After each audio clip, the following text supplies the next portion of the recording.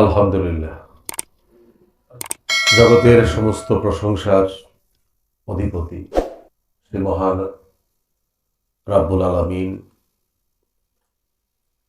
যার কৃপা করুণায় আমরা তার এই সৃষ্টি বাগানে মানব কুলে মানব ফুলে শোভিত হয়ে, তার পেয়ারা হয়ে, তার রহস্য প্রকাশের আধার হয়ে এই সৃষ্টি জগতের শ্রেষ্ঠ হিসেবে তিনি আমাদেরকে শ্রেষ্ঠ করে পাঠিয়েছেন, শ্রেষ্ঠত্ব দিয়ে পাঠিয়েছেন। এজন্য সেই মহান রবের শাহী দরবারে শুকরিয়া আদায় করে আমরা বলি আলহামদুলিল্লাহ।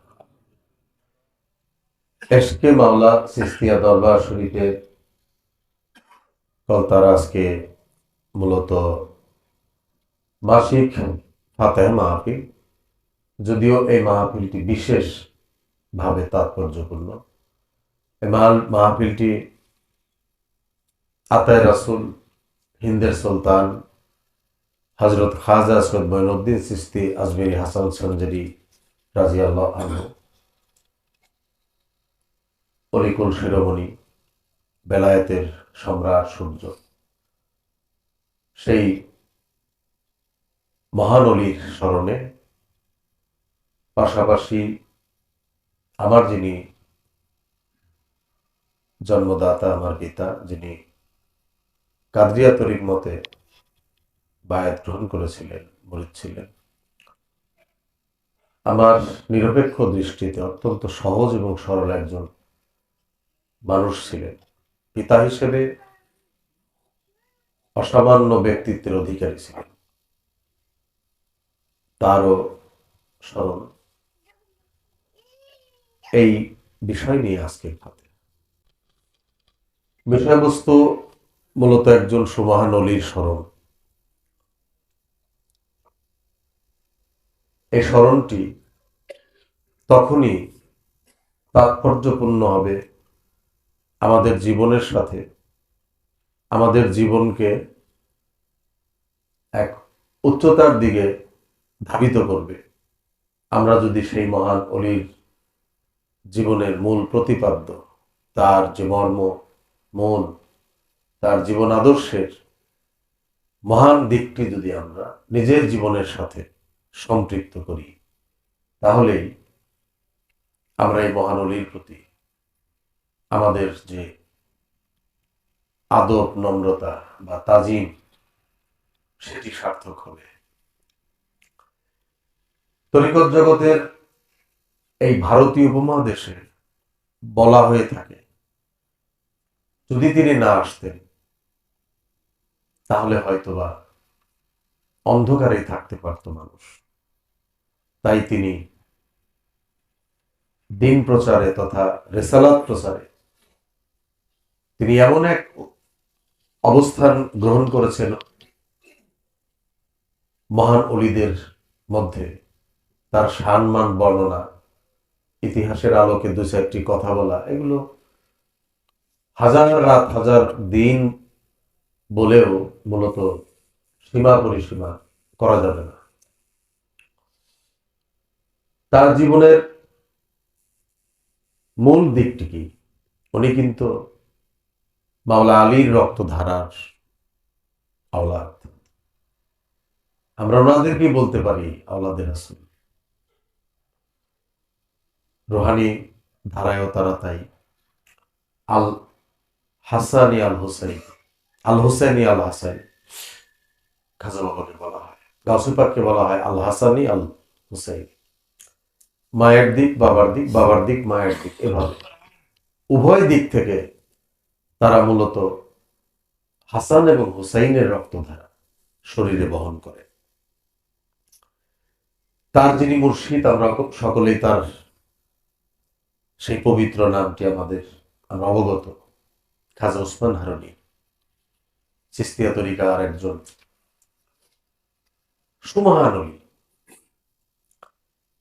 খাজা বাবা, তার জন্ম, তার বিষয় বৃত্তান্ত আপনারা সকলেই কম বেশি জানেন। এগুলো আলোচনা মূলত সেই একটা বহির্ভাগের আলোচনা। তার দর্শনগত তাৎপর্যপূর্ণ নিয়ে বা তার যে আধ্যাত্মিক জীবন, তার যে তরিকত প্রচারে তার যে সুবহান কৃতিত্ব, এই দিকগুলো নিয়ে দুইটি কথা বলার আশা রাখি। সঞ্জর নামক জায়গায় তিনি জন্মগ্রহণ করেন, তাই সঞ্জারি বলা হয় তাকে। এটি ভৌগোলিকভাবে কেউ আফগানিস্তানকে দেখিয়েছে, মূলত ভারতবর্ষে তিনি পরে আসেন।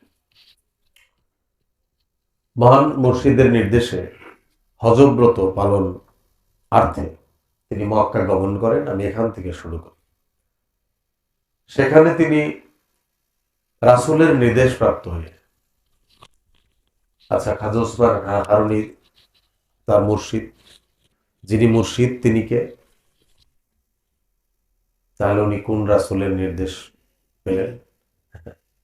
সম্মুখ রাসূলকে যিনি চিনতে বুঝতে অন্তরে ধারণ করতে সক্ষম হয়েছেন, মদিনার রাসূল তাকে গ্রহণ করেছেন। কথাটা কি বোঝা গেল?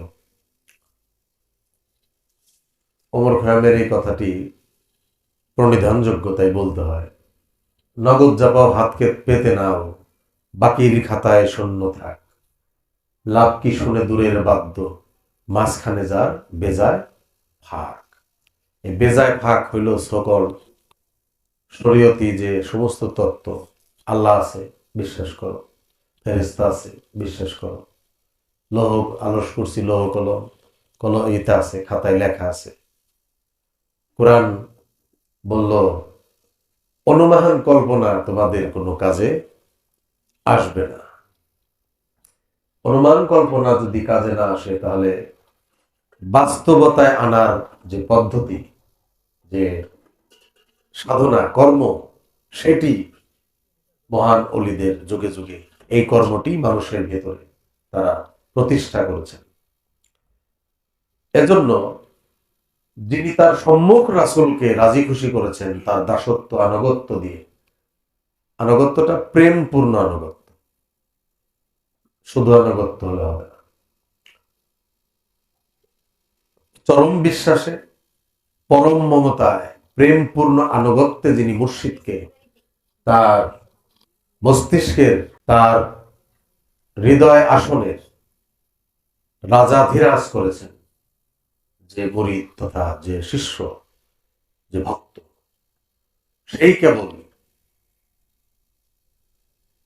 মূলত এই রাসূলের অনুসারী তথা রাসূলকে তিনি চিনতে পেরেছেন, বুঝতে পেরেছেন। লালন সাইজি বলেছেন মদিনায় মরেছে রাসূল, এরকম একটা কথা বলেছেন, তথায় গিয়ে রওজা দেখি।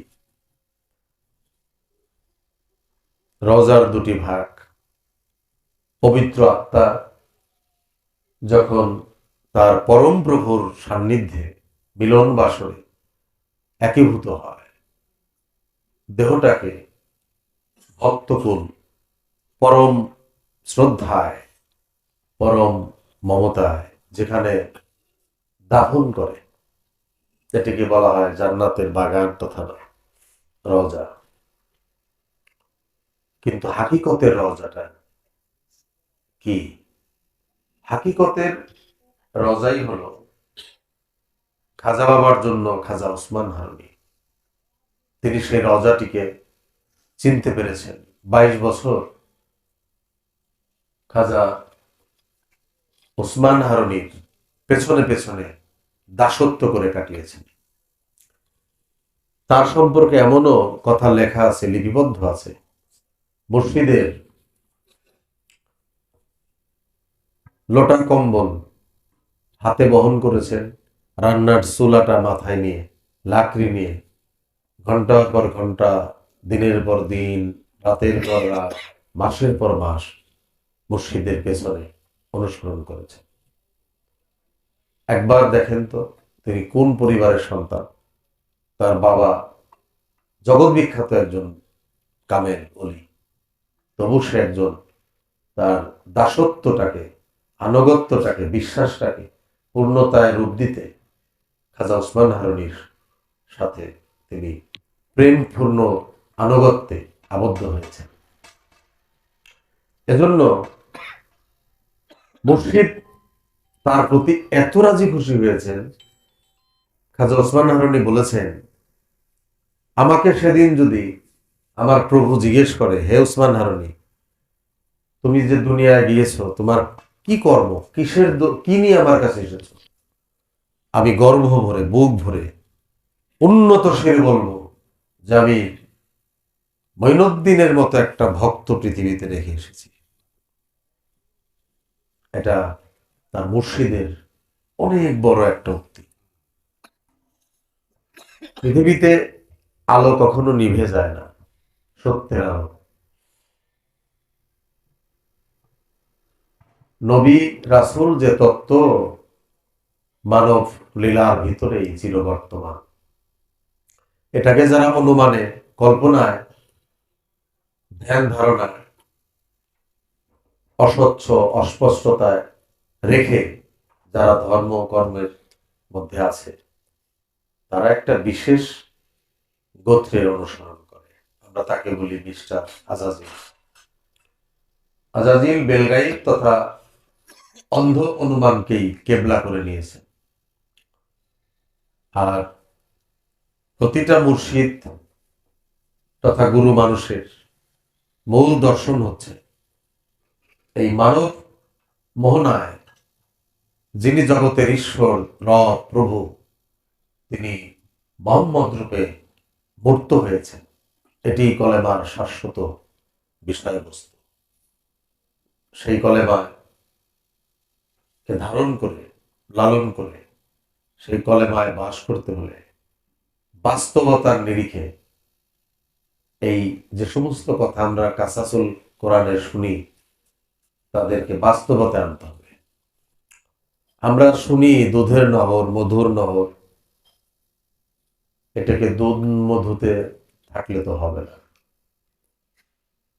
বাস্তবতায় আসতে হবে। মোহকামাত অর্জন করে সেই অর্থ আমার অন্তর্জগতে নিয়ে আসতে হবে।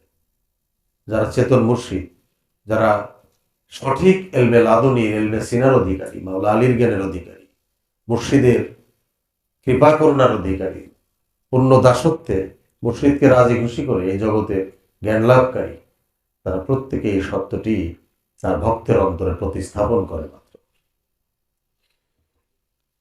খাজা বাবা তিনি এই অন্ধকার ভারতবর্ষকে মানব তত্ত্ব দিয়ে, গুরু তত্ত্ব দিয়ে আলোকিত করেছেন।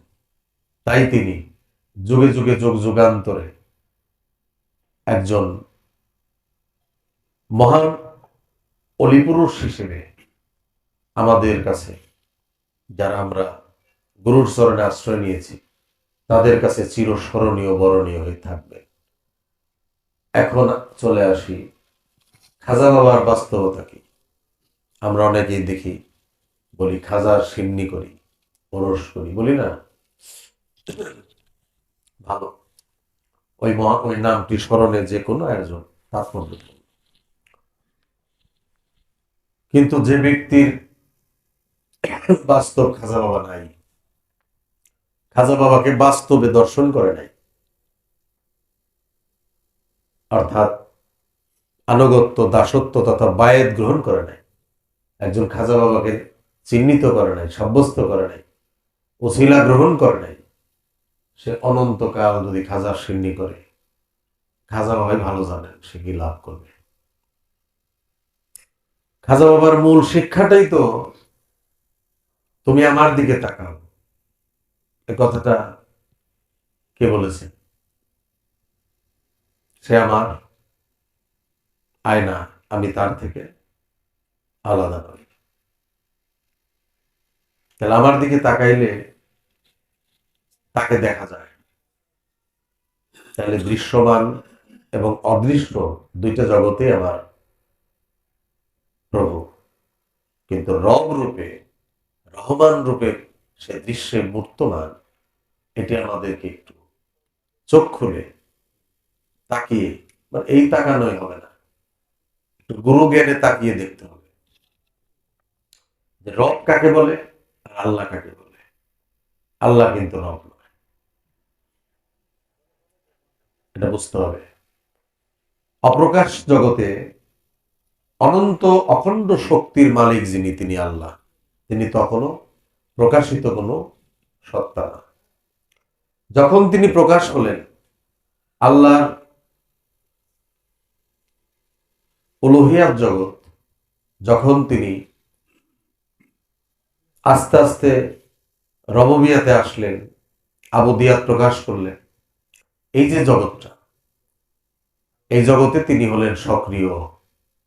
তার সিফাতি জগৎ, শক্তির জগৎ দৃশ্যে আসার পরে এখন তিনি সামিউন, বাসিরুন, আলিমুন, কদিরুন, হায়ুন, মুরিদুন, এগুলো আর শব্দে লিপিবদ্ধ নয়, এগুলোর একটা বাস্তব শক্তির অবস্থা দাঁড়াইল। আমরা বলি আল্লাহ সব দেখেন, কোথায় দেখেন? দেখেন তো, দেখার শক্তি কার? চোখের। চোখ কোথায় থাকে? যে যে প্রাণীর চোখ আছে তারাই তো দেখে। তাহলে একটা দেখা হইলো যা আমার অস্তিত্ব ধারণ করে আছে বস্তু জগতে, আমি দেখি। আর একটা দেখা হইলো অবস্তু জগতে, যা এই চোখ দেখে না, ওটাকে জ্ঞান চোখ লাগবে।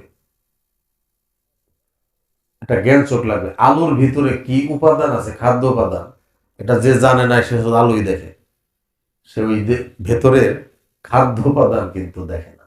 দেখে? তাহলে কি চোখে দেখা যাবে? দেখলে আলুকে খাদ্য উপাদান দেখা যাবে। টোটাল আলু নফি হয়ে ওই খাদ্য উপাদান ইসবাত হবে যে ভাত থেকে আমি এই পাই, শর্করা পাই, হ্যাঁ, মাছ থেকে আমি এই পাই।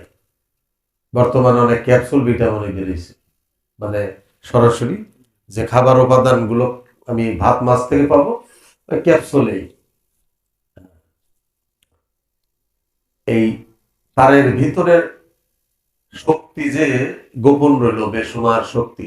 আর একটা কথা, এটা আমাদের খুব তাৎপর্যপূর্ণ মাথায় নিতে হবে।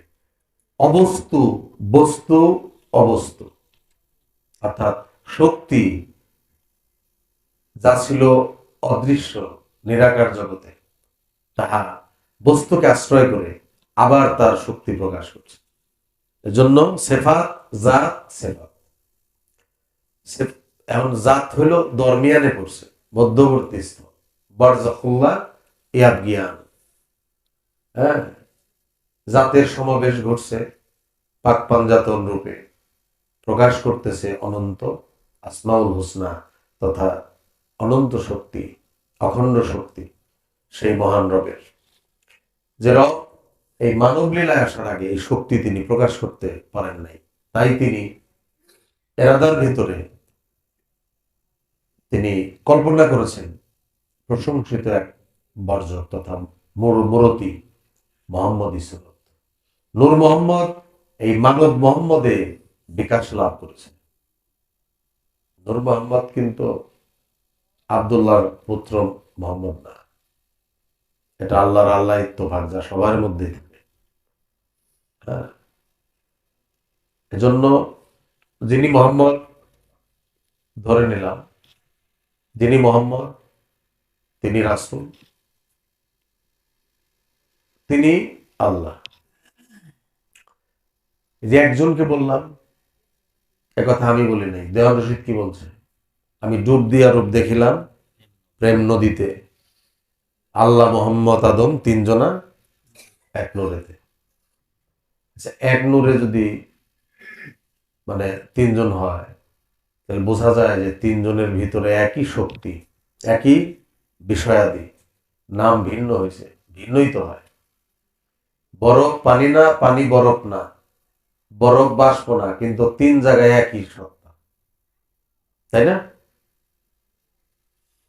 গম, আটা, রুটি, সর্বস্থলে একই বস্তু, কিন্তু হাল অনুসারে, রূপ অনুসারে ভিন্ন ভিন্ন নাম ধরছে। গমের অস্তিত্ব জোড়া গোপনে আটাই ছিল, ছিল না? আটা যখন রুটি হইল, তখন এই রুটির সম্পূর্ণ রুটিটা ভিতরে গম নফি হয়ে গেল, গোপন হয়ে গেল। গমের অস্তিত্বে যা ছিল তা প্রকাশ করে ফেলছে, তো তার কর্ম শেষ। আমরা এই সাধারণ অঙ্কটা মাথায় আনতে পারতেছি না যে আল্লাহ, গম নামে আল্লাহ মোহাম্মদ প্রকাশ করে কোথায় গেল। পাইছি এক জায়গা, তুলি দুই হাত করি মোনাজাত, হে রহিম রহমান, মানে হাত তুলছি আসমানে, চোখ আমার আসমানে। এ হাত তো আর মানারাফায় আসে না, এ হাত তো নদাই সেলফে আসে না। এজন্যই যারা আত্মার বিজ্ঞানী, যারা এলেমের অধিকারী, একজন এলেমধারী লোককেই অলি বলা হয়, মূলত যিনি জ্ঞানের অধিকারী, যার মধ্যে পরিপূর্ণ জ্ঞান বিদ্যমান। কোন জ্ঞান? যে জ্ঞানকে আলো বলা হয়, এই জ্ঞানটাই রিজিক বলা হয়। হ্যাঁ, যা সবাই লাভ করে না। এই যে আসমানি রিজিক বলে না, এই জ্ঞানকে বলা হয়, এটা সবাই লাভ করবে না। মানুষ জ্ঞানী প্রাণী হওয়ার কথা, তার মধ্যেও জ্ঞান নাই। আল্লাহ নাখুশ হয়ে বলছে চতুষ্পদ জন্তুর ন্যায় তাদেরকে করা হবে আসফাল ও সাফেলি, আরো নিম্নগামী। কেন বলছে? এটা তো হওয়ার কথা না। কিসের কারণে আমরা চতুষ্পদ জন্তু হব? কারণ জ্ঞানে আল্লাহর ওলি হবে, একজন মানুষ হবে, পূর্ণতায় আসবে, প্রশংসিত হবে, তাকেই মোহাম্মদ বলা হয়। আর অজ্ঞানে বিপরীত, হাবিলের পাশে কাবিল, কাবিলের পাশেই হাবিল। এজন্য যে সুরতে মানুষ সৃষ্টি, সে সুরতটা আল্লাহর, দলিল তার পাক কোরআন।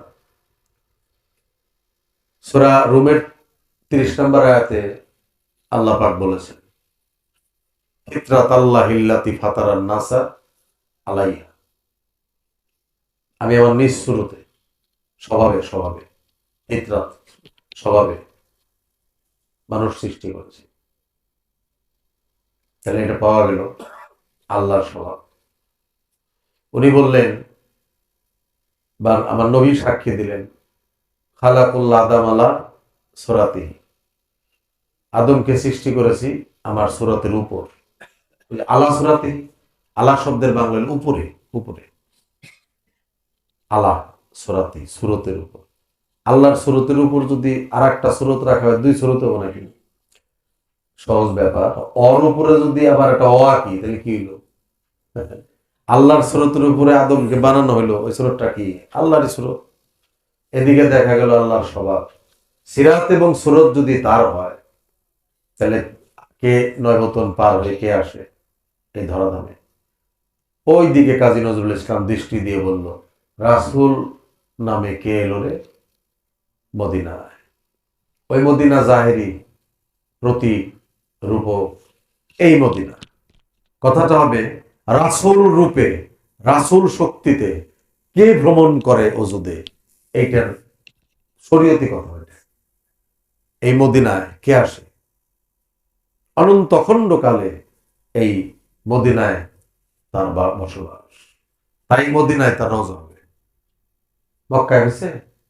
মক্কায় থাকার জায়গা না, এটা পিতৃবস্তুর জায়গা, ওখানে কেউ থাকে না, থাকে মদিনায়।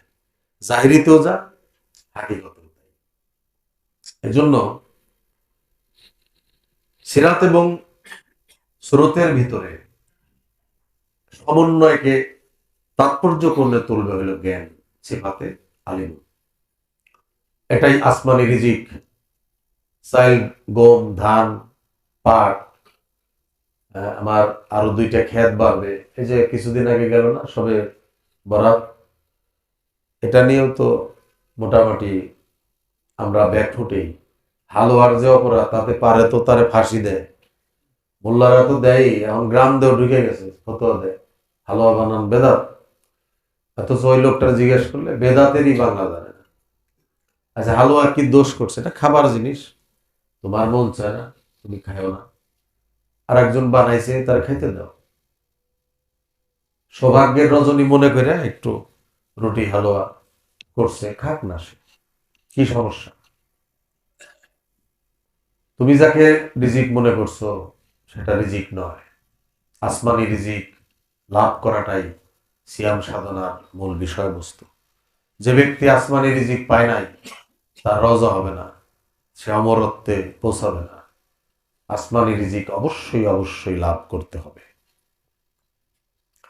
এই রিজিক বন্টনের জন্যই কত সাধু ঋষি বনি ঋষি তাকায় থাকে এক ধ্যানে, বর্জক রূপে, গুরুর রূপে ধ্যান করে। ধ্যান করিলেই জ্ঞান বাড়িবে, খুঁজবে দেহের অন্ধকার। অন্ধকার মানে অচেতন অবস্থা, অজ্ঞানময় অবস্থা, আর জ্ঞানময় দুটো অবস্থা। চেতন হইলেই সালাত শুরু হয়, অচেতনটাই কাজা। এভাবে আমরা বলি আমাদের দরবারে, অচেতনটাই কাজা নামাজ। চেতন হইলেই নামাজ আর কোনোদিন কাজা হয় না। মূর্খের উপাসনার চাইতে জ্ঞানীর নিদ্রাও শ্রেয় হয়। আল্লাহর ওলিগণ ঘুমাবে, তার অন্তর থাকবে, তার মন জগৎ থাকবে জাগ্রত। দেখা যায় তারা ঘুমায়।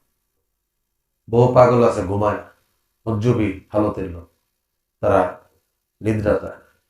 তারা চির কানেকশন তার প্রভুর সাথে, মাওলার সাথে, মাসুকের সাথে অবস্থান করে। এটা মজ্জুবি হাল। এই যে আমাদের খাজা বাবার মূল শিক্ষাটা, তুমি একজন সুন্দর মানুষ, কামেল মানুষ, পরকালপ্রাপ্ত মানুষ, যিনি নিজেকে পরিশুদ্ধ করেছে, ইনসানিয়াতটা অধিষ্ঠিত হয়েছেন। ও এই যে আল্লাহ যে সব দেখেন, এই দেখা কিন্তু একটা জায়গায় ঘটে, সেটা হলো ইনসানি আত্মার দেশে। ইনসানি আত্মায় না পৌঁছাইলে সব দেখার জগতে সে যেতে পারবে না। তিন জমাত ভুক্ত অবস্থান থেকে আমাদের বেরিয়ে আসতে হবে। এই 18,000 মাখলুকের মধ্যে থাকার ঘটনাকে কোরআনে 18 সাল কিরায় খাইছে কাকে? কোন নবীকে? আয়ুব নবী কিরায় খাইছে। আমাদের তো কোনো চিন্তা নাই, এই নবীর গল্প না। কোরআনের শিক্ষা হলো, বাস্তব শিক্ষা হলো, তোমাকে 18 সাল কিরায় কাটতেছে। তুমি মুর্শিদ নামক রহিমা, তার জ্ঞান নামক জিহবা দিয়ে তোমাকে চেতন করে তোমাকে 18 সাল কিরা থেকে সে মুক্ত করবে। তুমি অনতিবিলম্বে তার শরণাপন্ন হও। তা না হলে কিরায় কাটা মানে হইল এটা হাবিয়া দোজখের মধ্যে নিক্ষিপ্ত হবে, ছাড়বেও না, ধরবেও না। হ্যাঁ, এই যেই তিন জমাতভুক্ত জগৎ, জামাদাত নাবাদাত হায়ানাতে তারা ঘুরপাক খাবে। ইনসানিয়াত এই জগৎ চিরস্থায়ী জগৎ। একটা হলো ক্ষণস্থায়ী ইহকাল, আর একটা হলো চিরস্থায়ী পরকাল। ইনসানিয়াত তার তথা পরিশুদ্ধ অন্তর যার গঠন করতে পারছে। এই যে যে আমরা বলি না যে রমজান আসতেছে নাকি, কখনোই রমজান আসে না। এগুলো হলো আমাদের শরীয়তি ভাষা। কখনোই নামাজ আসে না, ওই যে সামনে নামাজ আসতেছে, শরীয়তি ভাষা। এই ধর্ম কর্মগুলো চির বর্তমান, প্রতি নিঃশ্বাসে প্রশ্বাসে এই রোজার ঘটনাটি ঘটতেছে। এটা বছর শেষে একবার এক মাস আসে, 11 মাস রোজাবিহীন, এটা কোরআনের শিক্ষা নয়। এটা সাংঘাতিক একটা ফাঁকিবাজি, ভুল শিক্ষার ভিতরে আমরা আছি। হাকিকতের রোজা হলো যাবতীয় পাপাচার থেকে পরিশুদ্ধতার ভেতরে নিজেকে নিয়ে যাওয়া। যে নিয়ে যেতে পেরেছে ওই ব্যক্তি রমজান পেয়েছে। এটাই সূরা বাকারার মধ্যে এসেছে, হে তোমাদের মধ্যে যারা, ইয়া আইয়ুহাল্লাযিনা আমানু, হে বিশ্বাসীগণ, তোমাদের মধ্যে যারা রমজানকে পেয়েছে। আল্লাহর এই বাণীটিকে আমরা বোঝার চেষ্টা করেছি। একে তো বলেছে হে আমানুদের মধ্যে, তার মধ্যে এমনিতেই সব অনেকেই বাদ পড়লো, কারণ আমরা জানি আমানুকে, আমানু হইল রাসূলের কাছে কলেমা গ্রহণ করে, বায়াত গ্রহণ করে, মুসলমান হওয়ার পরে কিছুদূর ভালো ছাত্র হিসেবে অগ্রবর্তী ছাত্রকে বলা হয় আমানু, মানে তাকে পূর্ণরূপে বিশ্বাস করে। এজন্য আমার আল্লাহ ডাক দিছে ইয়া আইয়ুহাল্লাযিনা আমানু। আল্লাহ অনেক সুন্দর সুন্দর কোরআনের কথা এই আমানতদের উদ্দেশ্যে বলে। কোরআনের বাণী, আল্লাহ যে কথা বলে, কথোপকথন, কনভারসেশন, আমানতদেরকে বলে। একটা হুকুম দেয়, এটা করেন, ওইটা করেন, এটা করা ভালো। তাই তিনি বলতেছেন, ইয়া আইয়ুহাল্লাযিনা আমানু, হে বিশ্বাসীগণ, তোমাদের মধ্যে যারা রমজান মাস পাও, তোমরা এর রোজা রাখো। না হয় পড়ে দেখেন সূরা বাকারা 84 নম্বর আয়াতে শুরু হয়েছে, 85, 86, 87। তাহলে বোঝা গেল রমজান মাস পাবে আমানুরদের মধ্যে কেউ কেউ, সবাই না কিন্তু, যদি পাও তবে তুমি এর রোজা রাখো। বোঝা গেল যে ব্যক্তি রমজান মাস পায় নাই, এ ব্যক্তির জন্য রোজা না। রমজান মাস কি এই যে আসতেছে নাকি? না, এটা না। রমজান মাস বলা হয় পবিত্র মাটি বস্তুকে। যে ব্যক্তি নিজেকে গুরুর কর্ম ধ্যানে রেখে, আনুগত্যে রেখে, দাসত্বে রেখে নিজেকে জ্বালিয়ে পুড়িয়েছে, ছাই করে দিয়ে একটা পূর্ণ পাক দেহ সৃষ্টি করেছে, এই ব্যক্তিকেই রমজান উপস্থিত হয়েছে। তিনি আল্লাহর সমান অলি। সাথে সাথে আল্লাহ তার উপরে এই আমানু থেকে যারা অলি সৃষ্টি হয়, এই প্রক্রিয়ায় যখন সে রমজান উপস্থিত হলো, আল্লাহ বললেন তুমি এর রোজা রাখো। অর্থাৎ এই প্রচেষ্টা চিরকাল অব্যাহত, এর কোনো বিরাম দিল না। এই যে ফাঁকি ঝুঁকির কোরআন আমরা বুঝি, আলিফ লাম মিম যালিকাল কিতাবু লা রাইবা ফিহি হুদাল লিল মুত্তাকিন। আল্লাহ স্পষ্ট করলেন যে ইহাজি বিজ্ঞানময় কিতাব, মানে সুস্পষ্ট কিতাব, এই কিতাব হইল মুত্তাকিদের জন্য হেদায়েত। তাহলে আমাদের এই আমরা বলি কোরআন সর্বজনীন, কোরআন সকলের জীবন বিধান, আল্লাহ তো তা বলে না। আল্লাহ বলে মুত্তাকিদের জন্য হেদায়েত। তাহলে কে মুত্তাকি? মুত্তাকি হলো, যেমন বিশ্ববিদ্যালয়ে ক্লাসে এটা বলা হয়, যিনি অনার্স করেন এটাকে বলা হয় স্নাতক নাকি, আর মাস্টার্সকে বলা হয় স্নাতকোত্তর। স্নাতক এবং স্নাতকোত্তর এই ছাত্রটি শিক্ষকের চাইতে 100তে মোটে বেশ কম। শিক্ষক হলো এইটা পাশ করেই শিক্ষক, আর সে হলে পাশ করবে, এতটুকু ব্যবধান। বোঝা গেল? এজন্য মুত্তাকি আর মুমিনের মধ্যে ব্যবধান। মুমিন হইল শিক্ষক, মানে এই অনার্সটা পাস করছে, মাস্টার।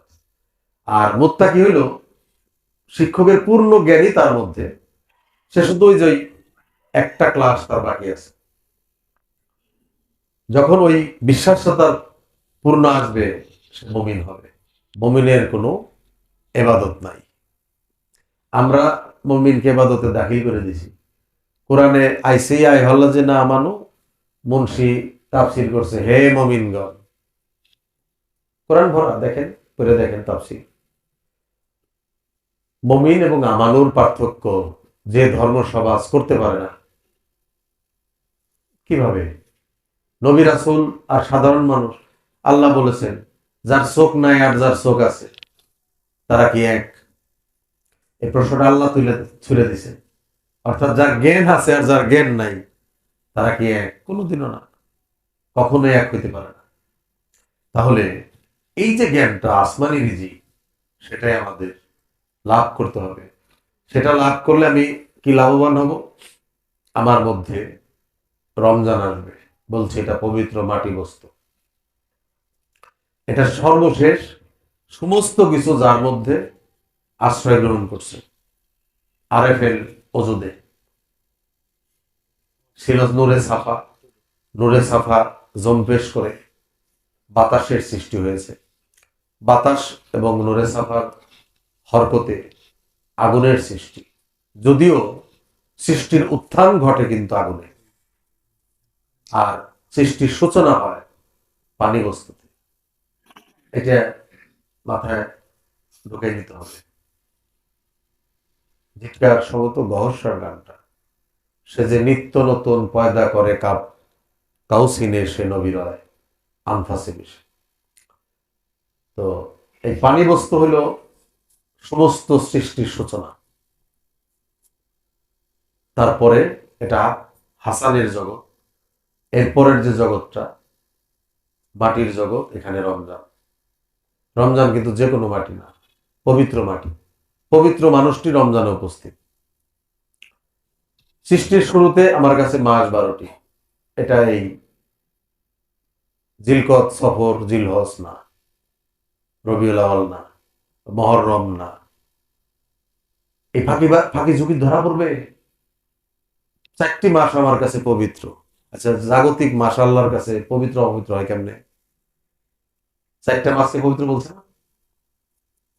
এই 4টা মাস অখণ্ডকালে প্রত্যেকটা মানুষের দেহের অন্তরে, দেহের ভিতরে আহলে বায়াত রূপে সম্পৃক্ত আছে। তারা চির পবিত্র সত্তা। এই 12 মাসের মধ্যে আছে। 12 মাসে হাসান আছে, হুসাইন আছে, ফাতেমা আছে, আলী আছে। ফাতেমা থেকে 2টি মাসের, আগুন থেকে 2টি মাসের সৃষ্টি, নূর থেকে 2টি মাসের সৃষ্টি, পানি থেকে 1টি মাস, পানি নিজে 1 মাস আর 1 মাস, বাতাস থেকে 1টি মাস, মাটি থেকে 1টি মাস। এই হলো 5টা মূল মাস, আর তার থেকে আরো 7টা মাস বেরোয়েছে। এই 12 মাস এগুলো জাগতিক কোনো মাস নয়। এটাই আল্লাহ বলেছেন সৃষ্টির যখন সূচনা হয় নাই, যে আমার কাছে ছিল মাস 12টি, অর্থাৎ 5টা জাত এবং 7টা সিফাত। 5টা জাতের ভিতরে 7টা সিফাত লুকোনো ছিল। এটাকে কোরআনের মহকামাত আয়াতে তিনি প্রকাশ করেছেন। আমি যদি অনন্তকালে সফর বলা হইলো, সফরের কালে রোজা থাকা না থাকলেও চলবো। রোগাক্রান্ত হলে রোগাক্রান্ত হইলে রোজার প্রয়োজন নাই, আছে কিন্তু টিভিতে দিবে, কিন্তু এইটা না। যে ব্যক্তি নফস আম্মারার বিমারগ্রস্ত, সে যেন রোজা না থাকে, আল্লাহ হুঁশিয়ার করে দিতেছে। কারণ রোজা তো তার ইবাদতই না, সে রোজা পরিশুদ্ধ মানুষ, তার রোজা হবে না, সিয়াম হবে না। তাইলে যিনি রোগগ্রস্ত, নফস আম্মারার বিমারে, মূলত হইল নফস আম্মারার বিমারগ্রস্ত লোকের রোজা হবে না। আর তারা হইল যে কার পেটে ব্যথা, অসুখ, গ্যাস্ট্রিক, হার্টের রোগী, রোজা হবে না, না এটা হবে না। এই রোগের কথা আল্লাহ বলেন না। নফস মুতমাইন্নার প্রত্যেকের রোজা হবে, পরিশুদ্ধ নফস, সে রোজায় আছে। রোজায় হবে মানে কি? রোজায় আছে। আল্লাহ বলেন রোজার পুরস্কার আমি নিজে, বলছে না? তাহলে আমি যদি রোজাদার হই, আর আল্লাহ নামক একটা ট্রফি যদি আইনে আল্লাহ নিজে আমার হাতে দেয়, তাহলে 2টা হয়ে গেল না বিষয়বস্তু? তাহলে রোজার পুরস্কার আমি নিজে, এর মানে হলো এই মোহাম্মদ ওজুদে সিয়াম এমন একটা ইবাদত যা সফল হলে এই মানুষটির কথাটা ওই হাদিস দিয়েই প্রমাণ দিয়ে বলতে হয়। নফল ইবাদতের মাধ্যমে বান্দা আমার এমন নিকটবর্তী হয়, আমি তার চক্ষু, কর্ণ, সর্ব অঙ্গের, মানে সংক্ষেপে হাদিসটা বলি, হাদিসটা বড়, কর্তা হয়ে যাই। আচ্ছা, এই যে বললো কর্তা, তার মানে এই চোখে দেখে কে? এই কানে শুনে কে? পায়ে চলে কে? মুখে বলে কে? তাহলে এখন তারে কি বলা যায়? এই লোকটাকে কি বলা যায়? হাদিসের ঘোষণা অনুসারে বা আল্লাহর কথিত অনুসারে যে রোজার পুরস্কার আমি নিজে, নামাজে সওয়াব আছে, ব্যস্ত আছে, অমুকে তমুক আছে, কিন্তু রোজার ক্ষেত্রে আল্লাহ বললেন পুরস্কার আমি নিজে, অর্থাৎ আমারে তুমি লাভ করবে। পরিষ্কার কথা। রোজাদার সাবেত হয়েছে যিনি রোজাদার। আমি আগেই বলেছি যে আমানুবিহীন রোজা করতে পারবে না। রোজা সবার জন্য ইবাদত না, কোরআন নিজে বলতেছে, হে বিশ্বাসীগণ, তোমাদের মধ্যে যারা রমজান পেয়েছো তোমরা এই রোজা রাখো। এই রমজান মাস নয়, জাগতিক কোনো মাস নয়। যারা দীর্ঘ সাধনার ভিতর দিয়ে একটা পরিশুদ্ধ জগতে পৌঁছাইছো, তোমরা এই পরিশুদ্ধতাকে চিরকাল ধরে রাখো, এটা রোজা। তখন আমি পুরস্কার নিজে। তখন আইসে হাদিসটা মিলবে, রমজানে শয়তান কি হয়? শৃঙ্খলিত, নাকি? এই যে দেখেন মিলেন, যিনি পরিশুদ্ধ ব্যক্তি তার শয়তান শৃঙ্খলিত, অর্থাৎ নফস আম্মারার বিমার নাই। যতক্ষণ এই বিমার আছে, নফসের বিমার আছে, আম্মারার বিমার আছে, শয়রিপুর বিমার আছে, কাম, ক্রোধ, লোভ, মোহ, মাৎসর্য, হিংসা এগুলো ব্যাপক পরিমাণে আছে। এই 3 বেলা না খাইয়া থেকে রাত্রে সন্ধ্যা থেকে এই খাবার, এগুলো হচ্ছে আত্মপ্রতারণা। হাদিস কোরআনে পরিষ্কার ঘোষণা করেছে। কোরবানির ক্ষেত্রে আল্লাহ বলেছে এই এই এই মাংস, হাড্ডি এগুলো আমার কাছে পৌঁছায় না। সূরা হিজরে আয়াতটা আসছে, এগুলো আমার কাছে পৌঁছায় না, পরিষ্কার।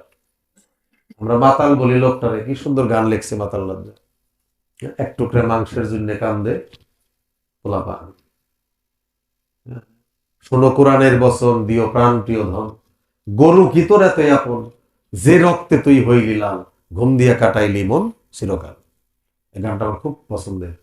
মানুষ ঘুম দিয়ে কাটাইতেছে গরু কোরবানি দিয়েই, কি আত্মগরিমা, আত্মম্ভরিতায়, মানে কোরবানি করে ফেলছি। 7 জন 5 জনে মিলে একটারে নিয়ে, হ্যাঁ, পশুর জামাই পশুর ব্যবহার, মানে আর যে মোল্লার দাওয়াত করছে জব করার, পাঞ্জাবিটা কাঁচা দিয়ে, ওহ কি একটা মানে হালে পশু জব করে, নিজের পশুরে আজীবন তাজা করতেছে। ও তাজা বাইরে উঠতেছে পালে একেবারে সোজ নিয়ে। আর মৃত্যু মানে ইন্তেকাল করে এক কাল থেকে অন্য কালে প্রবেশ করে মানুষের আহারে এসে কে মুক্তি নিতেছে, মোল্লা একসময় চাইও দেন যে কার মুক্তি হয়, আর কে মানে আটকা পড়ে জবকের। যার পশু নফসের দেশে জীবিত, এ ব্যক্তি কোরবানি কেমনে হবে? কোনোদিন হবে না। আমাদের বুঝতে হবে ওটির প্রতীক। আমরা মুসলমান সে তখনই হেরে গেছি যখন প্রতীকটাকে আমাদের আসল মনে করে আসলের কোনো খবর আর আমরা করলাম না। প্রতীকটা চলুক, আমার রাসূল প্রবর্তন করছে, ওইটা চলবে। রাসূল জীবনে একবার এই প্রতীকই কোরবানি করছে কাবা ঘরের সামনে, এবং কোরআনের হুকুম কিন্তু কোরবানি দিতে হবে কাবার সামনে। আপনারা যারা কোরআন স্টাডি করেন দেখবেন, হ্যাঁ, কাবার সামনে। এটা প্রতীকী কথা। ভক্ত কোরবানি হবে মুর্শিদের সামনে, মানে একদম চরণে। ওটা হলো হাকিকতের কাবা। ওই কোরবানি তার কোরবানি। ইসমাইল হয়েছে না? কোথায় হয়েছে ইসমাইল কোরবানি? কোথায় হয়েছে? ইব্রাহিম খলিলুল্লাহ, আল্লাহর বন্ধুর ওই প্রতীকী গল্পে আইছে জোনারে জব করবে গেছে। আরে সে যদি মুর্শিদের এসকে জব না হয়েছে, নবী হয়েছে নাকি? কখনোই না। এটা জীব শিক্ষার জন্য দিয়ে দিছে গল্প, তার দুম্বা ধরলো, হ্যাঁ, মানুষ ওই গল্প নিয়ে মাংস খাওয়ার একটা বিশাল আয়োজন আমরা করে নিছি। তদ্রূপ ইফতারি খাওয়ার ডামাডোল আসবে, তারপরে আমাদের ঈদ আসবে, আসতে থাকবে প্রতি বছর। কিন্তু ঈদ কি আমার আর জানা হলো না। যে আমি কে, যে আমাকে অন্ধ অচেতন এই গন্ধমের জগতে প্রবেশ করে, অচেতন জগতে প্রবেশ করে নফস আম্মারার দাসত্ব নিয়ে আমি আমাকে যখন হারাই ফেলছি, এই হারানো আমিকে যখন আমার মধ্যে আমি আবার ফিরে পাবো, সেই অবস্থাকে বলা হয় ঈদ। কখন ফিরে পাবো? যখন আমার রোজার পূর্ণতা আসবে, কুরবানির পূর্ণতা আসবে, সালাতের পূর্ণতা আসবে। এই ইবাদত গুলো একটা আলাদা কিন্তু কিছু না, সবগুলো হচ্ছে ইন্টার রিলেটেড। সবগুলো মিলে একটা কি, তুমি একটা ভালো মানুষ হও, পরিশুদ্ধ মানুষ হও। এই পরিশুদ্ধ মানুষ তৈরি করার জন্য আল্লাহ বিধানগুলো রাখছে। আমরা বিধানের দাস হয়েছি, আল্লাহর পরিশুদ্ধতার কথা, পবিত্রতার কথা আমরা বেমালুম ভুলে গেছি। দিব্যি আমি অজু কমপ্লিট হয় নাই, অথচ আমি নামাজের বিশাল নামাজি। আমার অজু কোথায়? আমি তো আগে অজুকে কমপ্লিট করব। অজু মানেই আমার মানসিক পবিত্রতা। আল্লাহ কত দিক দিয়ে আমাদের ব্যারিকেড দিছে যে তুমি যদি নামাজি হতে চাও আগে অজু করো, নামাজি হতে চাও আগে যাকাত দাও, সালাত আদায় করবে তো আগে যাকাত দাও, আকিমুস সালাতা অতুস যাকাতা, আগে যাকাতের সহিত। যাকাত কি? এই অন্তরে নফস আম্মারা, এই যে যে অপবিত্র বিষয়বস্তুটি, এটাকে তুমি ত্যাগ করো। ত্যাগ মানে কি? আমার এই দেহ থেকে এটা সরে যাবে না, ওর ফাংশন নষ্ট করে দাও। অথবা চাবি দিয়ে, মুর্শিদের এশকের চাবি দিয়ে, দাসত্বের চাবি দিয়ে, আনুগত্যের চাবি দিয়ে নিজেকে পবিত্র করে ওই ওই শয়তানটাকে বন্দি করো, শৃঙ্খলিত করো, তোমার রোজা স্টার্ট হবে। কোনো কোনো তরিকা আছে না যে এখানে খোঁচা দিয়ে কলব জারি করে দেয়। হ্যাঁ, আমার মুর্শিদ খুব মানে তোমাদের দাদা খুব ভালো বলে, কয় যে এই তরিকের ভক্ত হইলো মানে হবে, জান্নাত পাবে দ্রুত। তো নাতিরা জিজ্ঞেস করে দাদা কেমনে, কয় যে ওই খোসা দিয়ে কলব জারি করে এলো, কলবে খালি ওই জপতেছে আর নেকি সব টাইনে আনতেছে অ্যাকাউন্টে, আর এই দিক দিয়ে বদমাশি চুরি ডাহাতি নুসেমি যা করা এগুলা কইরাও দেখলো কলবে যে উপার্জন করতেছে মানে 24 ঘন্টা, জাগ্রত তো হয়ে গেল, মানে এর ধারে কাছে গুনে মানে আমি করতে পারতেছি না। ওই যে একটা কথা আছে না, জয়দেব দা থাকলে আজকে দাদার কথাটা মনে পড়লো, দাদা ঢাকা গেছেন অসুস্থ নেই, যে কথাটা বলে অষ্টকালীন লীলা কীর্তন, হ্যাঁ, মানে এক নাম নিলে যত পাপ হরে, জীবের কি সাধ্য আছে তত পাপ করে। আমার এই কথাটা শুনে আমারও খুব লোভ জাগে যে একবার এটা নাম নেই আর জনম ভরে, হ্যাঁ, কারণ পাপ করলেই তো সে হরণ করবো, এই এই এক নাম। হ্যাঁ, আল্লাহকে দেখার একটা ছল বাহানা নজরুল গজলে লেখছে, এটা হাদিসে আসছে, আমি তোমারই দেখে 1000 দোজখ যেতে রাজি, সেদিন রোজা হাসরে করতে বিচার তুমি হবে কাজী, সেদিন তোমার বিচার আমি পাবো কি আল্লাহজি। উনি আর একটু আগে দেখছে বিচার করবে গেলে ঠিক না, বিচার চাহে না এই গুনাহগার আল্লাহ, করোনা বিচার। নজরুল জ্ঞানত এসে দেখলো যদি প্রভু বিচার করে মানুষ কোনোদিন উত্তীর্ণ হবে না, কারণ তার ভুলে, হ্যাঁ, মানব জীবন মানেই ভুল ত্রুটির ঊর্ধ্বে নয়, জ্ঞাত সারে অজ্ঞাত সারে বহু ত্রুটি বিচ্যুতির সমাবেশ মানুষের জীবনে আছে। এজন্যই তো তওবা, এজন্যই তো মুর্শিদের কাছে আসা, ওই যে আসলাম, ওই যে অঙ্গীকার করলাম, কি করলাম একটা অঙ্গীকার, আমি আর এই পাপ কাজ করব না, এই অঙ্গীকারের নাম হইল এই যে রোজা ইফতার।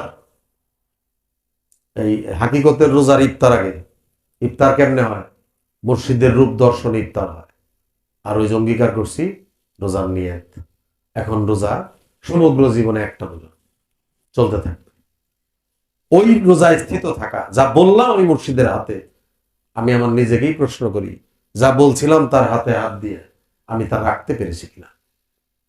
আমি তো বলেছি জানা অজানা কবিরা সগিরা কোনো গুনায় আর করব না, কার হাতে হাত দিয়ে বলছি, আমার মন তো কাজ করে উনি আব্দুল সালাম চিস্তি নিজামি, উনি খাজা বেনজির চিস্তি, দৃষ্টি নাই, দৃষ্টি খুলে দেখো, আল্লাহ ওই হাতটাকে নিজের হাত ঘোষণা করেছে সূরা ফাত্তার 10 নম্বর আয়াতে, হে রাসূল আপনার হাতে হাত দিয়ে যারা বায়াত গ্রহণ করলো ওই হাতটা আমার হাত।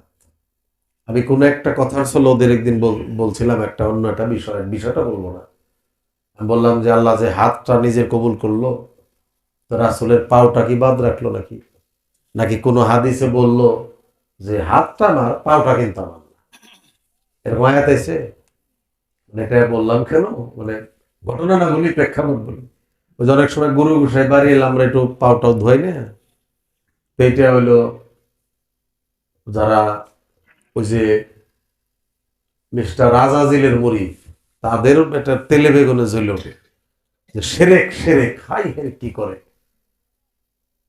তো যে ভক্ত এই পাটা ধোয়ায় সে আল্লাহর বিধান অনুসারে একটা কিছু মনে করে পাটা ধরে, যে হাতটা ধরছি হাত যদি তার হয়, চোখ যদি তার হয়, কানও সে শুনে, তো পাওটা কি আর তার না নাকি, এটাই জালাল খা বলছে, থাকলে আছে জগতে, না থাকলে নাই, মানে আল্লাহ তোমার বিশ্বাসের কারণ, যদি মনে করো নাই নাই, আর যদি মনে করো আছে তাইলে আছে, এটা বিশ্বাসের কারণ। রয়ে সয়ে থাকলে পাবি প্রভু নিরঞ্জন, ধৈর্য সংযমে দায়নি সালাতের মধ্যে যে ভক্ত পড়ে থাকে পবিত্র স্বভাব নিয়ে, সে আল্লাহ পাবে, মানে কি এই পাবে কথাটাই তো মিথ্যা কথা। সে কি হবে? জালাল খাই বলে দিছে, আদম বানাইলে না বনলে নিজেই, লীলা বোঝা হলো ভার, কি সুরত বানাইলে খোদা, রূপ মিশায়া পড়া। আবার পাবে কি? পাবে টাবে নাই, মানে পরিষ্কার কথা, তুমি আল্লাহময় হয়ে যাও। এই কথাটাই কোরআন আসছে, তাকাল্লুকু বি আখলাক ইল্লা, তাকাল্লুকু বি আখলাক ইল্লা, অথবা সিবগাত আল্লাহ সিবগাত আল্লাহর রঙে, আল্লাহর রূপে রং ধর। আল্লাহর রং আর রূপে অর্থাৎ সরুতা সিরাতে যদি একজন মিলা যায়, ও লোকটাকেই উলি আল্লাহ বলি, একটু পর্দা দিয়ে। কারণ আল্লাহ তো আর বলা যায় না। বলা যায় না কেন? বলা যায় না, ওই তো সমস্যা। আর বলে কারা? বলে যারা সমস্যা মানে না, যারা নিজেই সমস্যা, পাগল বজ্জ, তখন বলে আনা আল হক। জগৎ রটায়, সে আল্লাহ দাবি করছে, খোদা দাবি করছে, মোটেই না। উনি বলছে আমি সত্য, খোদা টোদা দাবি করে নাই। আনা আল হক, মনসুর আল্লাহ বলছেন আনা আল হক, আমি সত্য। এ কথাটা বাবা লোকনাথ বলেছে, ননে মনে জন জঙ্গলে যেখানেই তোমরা বিপদে পড়িবে আমাকে স্মরণ করো, মামে কম স্মরণং ব্রজ, আমাকে স্মরণ করো। এটা শ্রীকৃষ্ণের কথা। হ্যাঁ, সর্বধর্মান পরিত্যাজ্য মামে কম স্মরণং ব্রজ। সর্বধর্ম পরিত্যাগ করে, সর্বধর্ম কি? একমাত্র মুর্শিদের সিরাতুল মুস্তাকিম ছাড়া যত যত বিষয় রাশিতে, যত যত রূপ দেশে, রূপের দেশে এই বর্জকে, এই কি বলে অজুদে এই চোখ দেহ ভ্রমণ করে, এই সবগুলো হলো ওই সর্বধর্মের আওতাভুক্ত। এগুলো ছাইরে তুমি কেবল আমার এই নির্দিষ্ট রূপে আরাধনা করো। এ কথাটা আল্লাহ শিখাই দিতেছে আমাদের মতো ব্যাককেল বান্দাদের। কি বলতেছে আল্লাহ? এই রাসূলের জবান ছাড়া তো আর আল্লাহর কথা প্রকাশ পায় না। এই জন্য আল্লাহ কালাম দেয় কুলিন কুন্ত, মানে রাসূল বলে দিন, বলে দিন। কে আল্লাহর না মুখ আছে, জবান আছে? আল্লাহ দেখি একটা কথাও নিজে সরাসরি বলে না, একজনকে দিয়ে বলা। রাসূলকে, রাসূল আপনি বলে দিন, যারা আপনাকে ভালোবাসে। আচ্ছা কোন দেখি, ভালোবাসার বিষয়বস্তু হলো মোহাম্মদ, সে কেমনে বলে যে তোমরা আমাকে ভালোবাসলে আল্লাহর ভালোবাসা হয়? এজন্য আল্লাহ একটু মাধ্যম নিল, হে রাসূল আপনি বলে দিন, যারা আমাকে ভালোবাসতে চায় তারা যেন আপনাকে ভালোবাসে এবং আপনার আনুগত্য করে, তাহলে আমি তাদের সমস্ত পাপ অপরাধ ক্ষমা করে দেব। পরিষ্কার। একজন মুর্শিদের আনুগত্য, সম্মুখ রাসূলের আনুগত্যই ওই রাসূলের আনুগত্য, ওই নবীর আনুগত্য। এই কথাটি হলো আমি যে শুরুতে যে কথাটি তুলছিলাম, যে ধর্মকে বাস্তবতায় নিয়ে আসতে হবে। মদিনার রাসূল, মক্কার রাসূলের জীবনী, সমস্ত চেতন মানুষের মধ্যে আমিই ছিলাম। যখন রাসূল বলে, তার মানে বিগত যুগে এবং আগত যুগে যত চেতন মানুষ, তার মধ্যে কে আছে? এক মোহাম্মদ। তাহলে মোহাম্মদ নাই কে বলছেন? আমরা যে যেখানে যাকে সাব্যস্ত করেছি আমার মুর্শিদ রূপে, তিনি মোহাম্মদ রূপে মূর্ত প্রতীক, তিনি আদম রূপে কেবলা। তাই তো কোরআনে আসছে আত্মা কি জমিন মাকামে ইব্রাহিম মুসাল্লাহ, তোমরা ইব্রাহিমের ওই পায়ের চিহ্নকে নামাজের সালাতের মুসাল্লা বানাও। কি পরিষ্কার কথা! কে এখন সেরেকের ফতোয়া দেও না? হ্যাঁ, জাহিরি নামাজকে, সালাতকে কায়েম করতে গেলেও আমরা যে ঢঙে যে রূপে বসি, যা বলি মুখ দিয়ে, তাতে একা আল্লাহ থাকে না। আল্লাহ তো একা নয়, আল্লাহ রাহুলে বায়াত থাকে, পাক পাঞ্জাতন থাকে, আমার নবী থাকে। আমাদের বাস্তবতায় নিয়ে আসতে হবে। সেটা প্রতীক আমরা যাই করি, পূজা করি, রোজা করি, ঈদ করি, যে যে ধর্মমতের যে প্রতীকটাকে অনুসরণ করি, সেটি আমাদের লক্ষ্যবস্তু নয়। হ্যাঁ, আমাদেরকে মৃন্ময় মূর্তিকে পরিহার করে চিন্ময় মূর্তির উপাসনায় আসতে হবে। একথাও কাজী নজরুল ইসলাম বলেছেন, মৃন্ময়ী রূপ পুঁজি শ্রী দুর্গা, তাই দুর্গতি কাটিল না। কেন দুর্গতি যায় নাই? অন্তরের দুর্গতি, নফস আম্মারা কিংবা নফসের এই অবস্থাটা যায় নাই কেন? কারণ আমরা মূলত মন গড়া মূর্তির উপাসনা করি। করতে হবে চিন্ময় মূর্তি, যাকে আমি চিনি। হ্যাঁ, সেই চিন্ময় মূর্তি আর কেউ না, প্রত্যেকের আপন আপন মুর্শিদ। এটাই খাজা বাবার মূল শিক্ষা, এবং উনি এ জায়গাটিতেই আমাদের ভারতবর্ষকে আলোকিত করেছেন। পরবর্তী পর্যায়ে শ্রী চৈতন্যদেব সহ বহু মহাপুরুষ এসেছেন প্রেম ধর্ম নিয়ে, মানব ধর্ম নিয়ে। মূলত মানুষই মূল প্রতিপাদ্য। আমাদের আচরণ স্বভাবে যে সময় সংকটকাল আমরা পার করছি, মূলত একজন মানুষ আর একজন মানুষের প্রতি সহনশীল হয়ে নিজের স্বভাবকে উন্নত করে তরিকত গ্রহণ করার পরেও যদি আমার মধ্যে সেই পশুটি এখনো জাগ্রত থাকে, তাহলে আমি মূলত মুর্শিদকেই অপমানের লানতের ত্বক পরাই দিলাম। কারণ আমার স্বভাব দ্বারা মুর্শিদই মূলত প্রশ্নবিদ্ধ হবে। মানুষ জিজ্ঞেস করবে কার মুরিদ। আর যদি আমি সুন্দর স্বভাবের অধিকারী হই, তাহলে বলবে বাহ, এত সুন্দর, তুমি কোথায় মুরিদ বা আপনি কোথায় মুরিদ। কারণ ফলাফলটা ঠিক কেন্দ্রেই যাবে, আমার স্বভাবের মাধ্যমে আমার পরিচয়টা লাভ হবে। এজন্য আমরা যেন সময়টাকে কাজে লাগাই। আমাদের যাদের মুর্শিদ কর্মচক্রের মধ্যে আছে, আড়ালের আছে, দুইটাই একই অবস্থা। যদি অন্তরের আকর্ষণ, তার প্রতি নিবেদন, সমর্পণ ঠিক থাকে, তাহলে তো আড়াল হওয়ার কথা না। মুর্শিদের অস্তিত্ব, মুর্শিদের চিরস্থায়ী অস্তিত্ব হলো ভক্তের অন্তর্জগৎ। এটাই হাকিকতের অস্তিত্ব। একজন গুরু সত্তা যদি তার ভক্তের অন্তরে আশ্রয় নিতে না পারে, তাহলে কিন্তু তার আর কোনো, ওটাই হলো হাকিকতের রওজা। একজন চেতন মানুষে সে জাগ্রত হবে আবার। তিনি তো পরিশুদ্ধ সত্তা। যিনি গুরু, তিনি তো চিরকাল পরিশুদ্ধ সত্তা। সমস্ত চেতন মানুষে তার অবস্থা জগৎব্যাপী। তাই আমরা বলি একজনই গুরু। সেই এক গুরু অনন্ত রূপে আমরা উপাসনা করি। অনন্ত রূপটাও কিন্তু একই রূপ, লাসানি রূপ, কারোর সাথে কারো মিল নেই। সুতরাং আমরা যেন সেই সময়টিকে ব্যবহার করি। আমরা বরাবর মুর্শিদের চরণে থেকে আমার খাজা বাবার যে দর্শন, যে শিক্ষা, সেটার জন্য আমরা তার প্রতি আমাদের যে সেজদা, সেটা যদি আমরা পূর্ণ করতে চাই, আমরা যে আজমিরকে আমরা জিয়ারত করতে চাই, মদিনার রওজাকে জিয়ারত করতে চাই, আমরা যেন আমার জীবন্ত মদিনা, জীবন্ত সম্মুখ রাসূলের জিয়ারতটাকে আগে সম্পন্ন করি। সেই জিয়ারত সম্পন্ন তখনই হবে যখন আমার মধ্যে আমার স্বভাব জাগ্রত হয়ে আমার মুর্শিদের স্বভাব বিকশিত হবে। তো আজকে আলোচনা এ পর্যন্তই। পাশাপাশি আসেন দাদা, বসুন। আমার আব্বা, যিনি বাটিমুরি শাহী মঞ্জিলের হজরত শাহ সুফি আজাদ ইবনে হারুন, ওনার মুরিদ ছিলেন। অল্প দিন হলেও সরল সহজ মানুষ ছিলেন, দরবারে যেতেন। আজকে তারও স্মরণের দিন।